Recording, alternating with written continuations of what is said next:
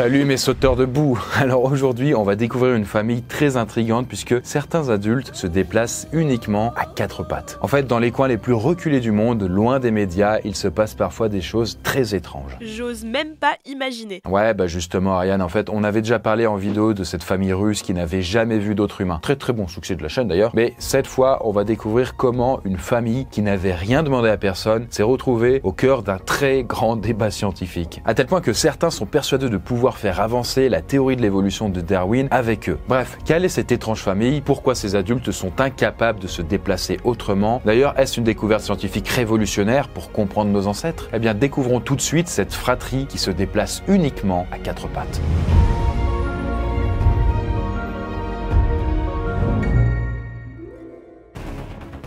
L'histoire commence en 2005. À ce moment-là, des scientifiques turcs rédigent un article scientifique sur une famille kurde dans un coin reculé du pays. Ils décrivent des enfants avec un comportement unique sur Terre, une démarche quadrupède. Autrement dit, ils se déplacent à quatre pattes. Bon, en fait, si on suit la théorie de l'évolution, c'est pas logique. Cette découverte est tellement d'ailleurs insolite qu'au début, les scientifiques la gardent secrète le temps de l'étudier. Et au total, 6 enfants sur 19 sont nés avec des soucis de santé. Attends, 19? Les parents ont eu 19 enfants? Exactement, ouais. En fait, c'est énorme, même pour les coutumes locales du petit village. Par exemple, Gülen, le plus âgé, a un problème d'équilibre, mais il tient sur ses deux jambes.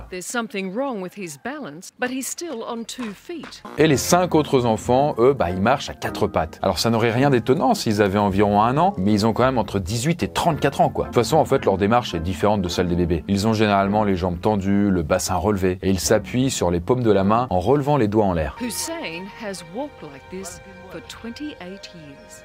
Instinctivement, ils cherchent à préserver leurs doigts pour les opérations plus délicates. Sachant que l'habileté manuelle a été un facteur décisif dans l'évolution de l'humanité, ce détail retient toute l'attention des scientifiques. En gros, cette famille, ils n'ont pas envie de niquer leurs doigts à force de les utiliser pour marcher par terre, quoi. Ces gens-là, depuis qu'ils sont petits, ils sont incapables de marcher sur leurs deux jambes.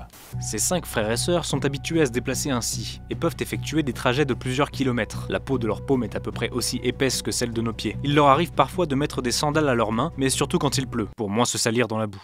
Bon, après faut le dire, mais le village entier est hostile envers cette famille. Et quand ils ont manqué d'eau lors d'une sécheresse, personne n'a accepté de les aider. Et leur maison a été démolie et reconstruite plus loin, car les voisins leur ont dit qu'elle était maudite. Bref, en tout cas, les parents se demandent ce que deviendront leurs enfants quand ils seront plus là. Et les scientifiques turcs, ils peuvent pas les aider? Justement, étudier ce phénomène peut permettre de faire des découvertes scientifiques, mais aussi d'aider la famille à gérer la situation, quoi. Et ça va être le début en fait d'une enquête riche en controverses, dont on va voir les différentes étapes. Par exemple, une équipe de la BBC accompagne des scientifiques pour filmer des recherches sur place. Bon, ils savent pas trop à quoi s'attendre, et là en fait c'est le tout premier cas d'humain quadrupède de l'histoire en vrai. D'où le fort intérêt quand même des scientifiques. Certains d'ailleurs commencent par chercher la potentielle réapparition d'un comportement ancestral. En fait, ils espèrent comprendre comment nos ancêtres se déplaçaient il y a des millions d'années. Et là, il y a un premier indice pour comprendre ce mystère. Plusieurs enfants sont affectés, mais pas tous. Second indice d'ailleurs, les 2 parents ont un lien de parenté. En fait, ils sont cousins éloignés, donc...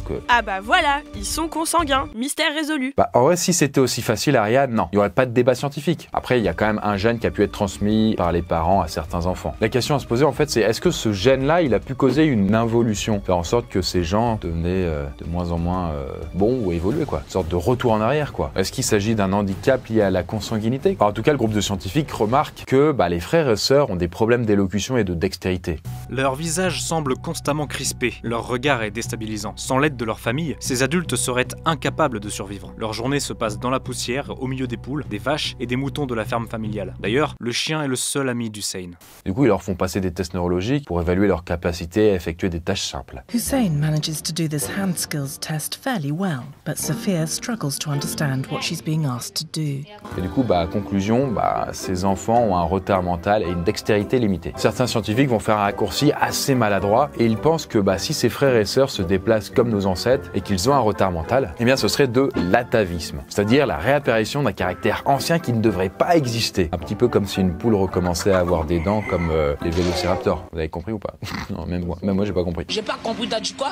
Le biologiste turc Ünerten invente même un syndrome à partir de cette famille pour donner une définition à ce phénomène. Et il le nomme humblement le syndrome Ünerten. Ah ouais, le mec se fait pas chier. En fait, il est convaincu que ses frères et sœurs sont de véritables fossiles vivants. Un petit peu comme si nos ancêtres lointains étaient en partie réincarnés à notre époque. En gros, une sorte de chaînon manquant en chair et en os entre nous et les grands singes et trucs comme ça, quoi. D'après les découvertes archéologiques, ça fait au moins 3-4 millions d'années que nos ancêtres ont commencé à se déplacer sur leurs deux jambes. Aujourd'hui, bon, vous le savez, hein, les bébés ça marche à quatre pattes, mais ça devient de moins en moins naturel en grandissant. Et au bout d'un moment, bah voilà, ils se mettent debout et puis ça galope. Et d'ailleurs, pour un adulte humain, en fait, c'est très difficile et inconfortable de se déplacer comme ça. Hein. On n'est pas fait pour, quoi. C'est pas comme les singes. D'ailleurs, c'est si dur de se déplacer à quatre pattes que c'est un exercice qui est utilisé en formation militaire aux USA. Mais ça suffit pas à dire que c'est des hommes préhistoriques. Bah, c'est vrai que ces scientifiques se basent sur pas grand-chose, mais ils rappellent aussi que d'autres anomalies similaires existent, comme la polymastie. L'embryon humain possède 5 à 7 paires de mamelons, répartis sur la crête mammaire. À la naissance, il arrive que certains mamelons supplémentaires restent plus ou moins visibles. On appelle ça la polymastie ou la polytélie.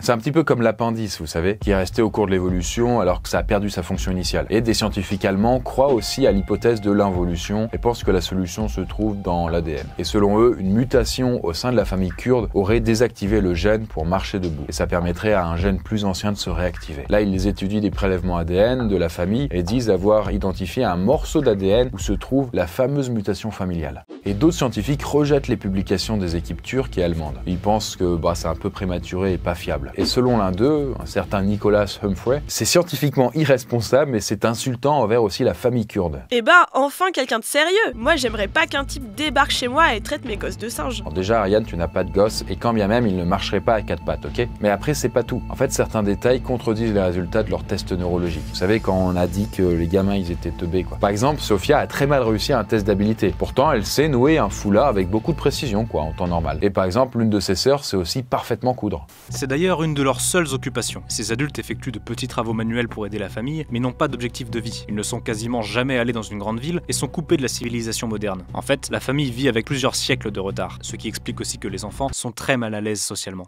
Du coup, peut-être que les gamins n'ont pas voulu trop s'impliquer dans les tests, hein, et que c'était pas trop adapté à eux, quoi. D'ailleurs, quand le chercheur Unnertan n'est plus là, la fratrie a l'air plus détendue, comme s'ils étaient un peu trop intimidés quand le mec était présent. En tout cas, leur capacité, ça a l'air surtout lié à des lésions cérébrales courantes, donc c'est pas exceptionnel en vrai. La seule différence avec eux, c'est quand même qu'ils se déplacent à quatre pattes. Et c'est ça qui est vraiment mystérieux et qu'on n'arrive pas à expliquer. Par exemple, on les a emmenés dans un hôpital pour passer un IRM. Ah bah là c'est du concret, on va vraiment pouvoir avancer. Ouais, mais du coup, résultat, tu vois, chez tous les enfants, le cervelet est fortement rétréci.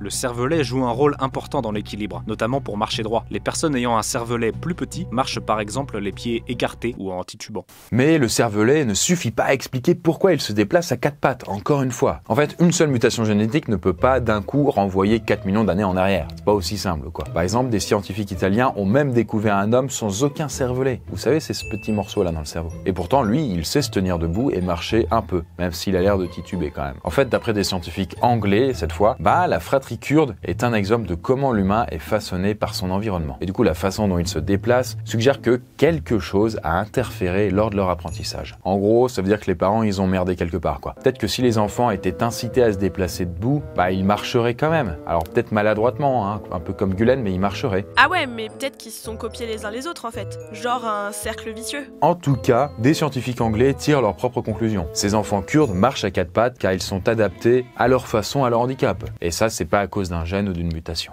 Et au fur et à mesure que les recherches avancent, les critiques se font de plus en plus nombreuses. On va dénoncer les scientifiques qui sont allés trop dans le spectaculaire, ou alors peut-être aveuglés par l'idée de faire une découverte révolutionnaire. Il y en a d'autres aussi qui vont pointer du doigt le manque d'humanité de ces études, qui vont perturber l'intimité d'une famille qui est quand même un peu en difficulté, quoi. Là, ils vont la traiter comme une curiosité, comme une sorte d'anomalie, et sans se préoccuper pour leur apporter de l'aide. Et en tout cas, la famille kurde, elle s'en fout du débat scientifique, hein, puisque depuis le reportage de la BBC, leurs voisins sont devenus encore plus agressifs envers eux.